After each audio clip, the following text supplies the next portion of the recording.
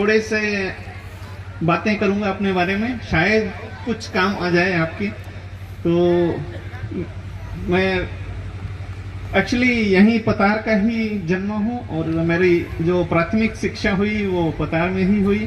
करीब 5वीं क्लास तक मैं पतार गांव और भरौली कला के स्कूल में पढ़ाई किया।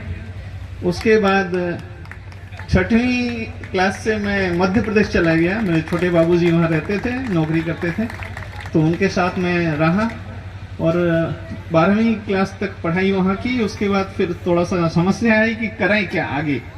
कुछ मतलब उस समय बहुत मुश्किल होती थी, कुछ ज़्यादा इंटरनेट वगैरह तो था नहीं। अब तो आपको समझ में भी नहीं आएगा कि इंटरनेट भी नहीं था, मोबाइल भी नहीं था। तो उस समय मैं सोचा कि चलो इंजीनियरिंग कर लेते हैं। एक ही लक्ष्य बनाया, इंजीनियरिंग करेंगे। लेकिन समस्या ये थी कि गवर्नमेंट इंजीनियरिंग कॉलेज बहुत कम होते थे उस समय, सीटें भी कम होती थी और बड़ी मारामारी थी मतलब सीट लेने की।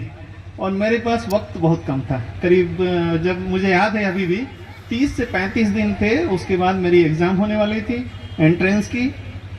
तो फिर हमने स्ट्रेटजी बनाई, मेरा एक दोस्त भी था मेरे साथ, तो हम लोग स्ट्रेटजी बनाए कि 16 से 18 घंटे रोज़ पढ़ेंगे। और इसके लिए कभी भी हम एक साथ नहीं सोते थे।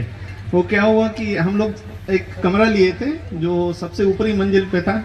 तो आपको पता ही हो कि जब एग्ज़ाम्स होते हैं तो लगभग गर्मी के ही मौसम होते हैं और बहुत तेज धूप पड़ती थी। ऊपर का कमरा एकदम तपता रहता था, पढ़ने का बिल्कुल मन न करे।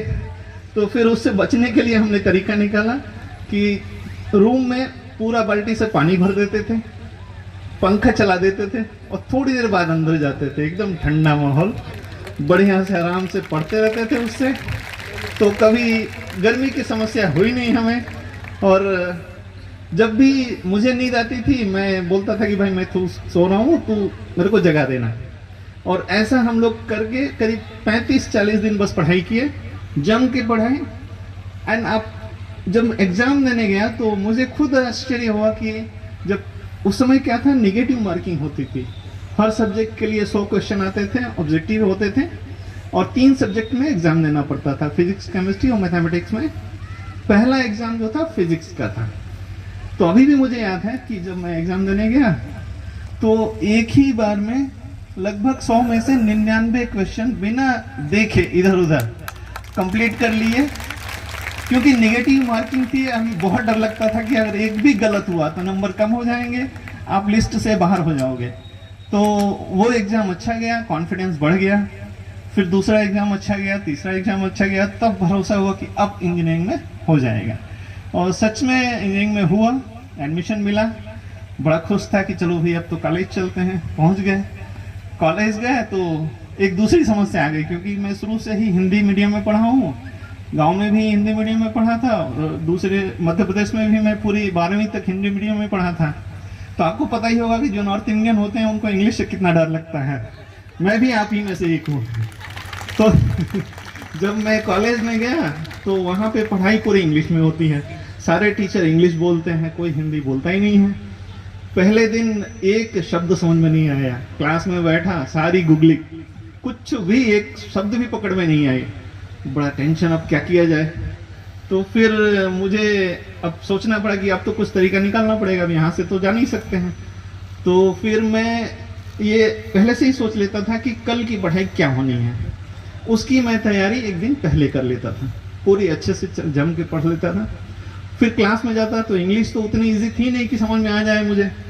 फिर भी मैं जैसे कैच पकड़ते हैं ना क्रिकेट खेलते समय, वैसे ही मैं उनके शब्द पकड़ता था कि क्या बोल रहे हैं। और फिर पूरे सेंटेंस मुझे समझ में आने लगा कुछ दिन, 10-15 दिन लगा। उसके बाद बहुत अच्छे तरीके से समझ में आने लगा और मैं अच्छे से पास हुआ इंजीनियरिंग की। फिर उसके बाद फिर लगा कि अब क्या करें, अब घर जाएं या नौकरी करें। तो जब मैं आखिरी दिन कॉलेज जा रहा था सर्टिफिकेट लेने के लिए, तो मेरे टीचर जो वहाँ पे पढ़ाते थे वो ऐसे सर्टिफिकेट देने के बजाय बोले कि चलो मेरे साथ यहाँ अभी इंटरव्यू चल रहा है। तो वहाँ पे शिक्षकों की भर्ती होती थी, मतलब हो रही थी उस समय। तो वो ले गए मेरे को, करीब 20-25 मिनट इंटरव्यू हुआ। निकलते समय बोले तुम्हारा सिलेक्शन हो गया, जाके सर्टिफिकेट ले लो और पढ़ाने चले जाओ। मैं बड़ा खुश कि यार चलो अब तो अच्छा है, निकल गए। तो सर्टिफिकेट लिए, चले गए, ज्वाइन कर लिए। एक दूसरी समस्या आ गई, इंग्लिश पढ़ना तो आसान है, बोलना बड़ा मुश्किल। अब पहुंच गए जैसे लेक्चरर, वो भी इंजीनियरिंग कॉलेजेस में, इंग्लिश ही बोलना है। पहले दिन गए, मंच पे खड़े हुए, पैर कांपने लगे, आवाज़ बंद हो गई। तो बड़ा मुश्किल, अब क्या किया जाए। तो फिर एक तरीका निकाला उसी समय कि चलो मैं अपना इंट्रोडक्शन दे देता हूँ, कोई आसान है बोलना अपना इंग्लिश में। तो मैं अपना इंट्रोडक्शन दे दिया, फिर सारे बच्चों को एक एक करके उनसे इंट्रोडक्शन लिया। 15-20 मिनट पास हो गए, कंफर्टेबल माहौल हो गया, और फिर आसानी से शब्द निकलने लगे। तो बहुत अच्छे से पढ़ाया मैं, करीब लगभग 1 साल से कम पढ़ाया होऊंगा। तो जब मैं वहाँ से रिजाइन करके जा रहा था दूसरी नौकरी के लिए, सारे बच्चे घेर लिए कि नहीं नहीं आप मत जाओ। मैंने कहा यार हमारा भी जीवन है, हमें भी जीना दो।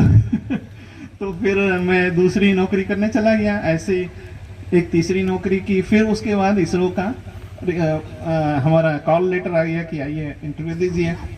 तो उस समय मतलब आप जैसे आप समझ सकते हैं कि 98-99 वगैरह में बड़ा पैसे की बहुत कमी होती थी सबके बारे में, और एसी में चढ़ के जाना वो बड़े मतलब अमीरों का काम था, हम लोगों की बस की बात नहीं थी। तो इसरो जब हमको जब बुलाया तो उसमें बोला कि एसी का किराया मिलेगा। हम तो गए भाई एसी के किराए में घूमने के लिए, फ्री का जाना था, फ्री का आना था, खाना पीना सब फ्री था। तो अपन पहुंच गए, वहाँ गए तो इतनी भीड़, लोग आए हैं एग्ज़ाम देने के लिए, सीटें बहुत कम, और करीब 500-600 लोग आए हैं एग्ज़ाम देने के लिए। तो मैं सबसे ऐसे इंट्रोडक्शन कर रहा था, कोई बोल रहा है मैं एमटेक कर रहा हूँ, कोई पीएचडी कर रहा है, कोई आईआईटी से है, कोई यहाँ से। हमें चलो हमारा काम तो है नहीं, यहाँ पे आए हैं बढ़िया से टाइम पास करेंगे, निकल लेंगे। तो सुबह वहाँ पे क्या होता है कि बहुत स्ट्रिक्ट सिस्टम होता है कि आप टाइम पे रिपोर्ट कीजिए, चाहे आपका इंटरव्यू कभी भी हो। 8 बजे आना है तो आना है। और उसके बाद दिन भर मेरे को बिठा के रखा। करीब 4 बजे जब मेरा इंटरव्यू हुआ तो लगा कि अपना तो ख़त्म हो गया, बाकी सबका सिलेक्शन हो गया होगा। तो अपन इंटरव्यू दे के निकले और फिर चले गए वापस जहाँ नौकरी करते थे। कुछ दिनों बाद अचानक मेरा आया कि आप ज्वाइन कीजिए। तो बड़ा प्रसन्नता हुई, भाई यार ये कैसे हो गया। तो कुछ तो अच्छा किया होगा मैंने शायद उस भीड़ में। तो फिर सिलेक्शन हो गया और मैं करीब पिछले लगभग 24 सालों से मैं वहीं पे हूँ और बहुत अच्छा माहौल है।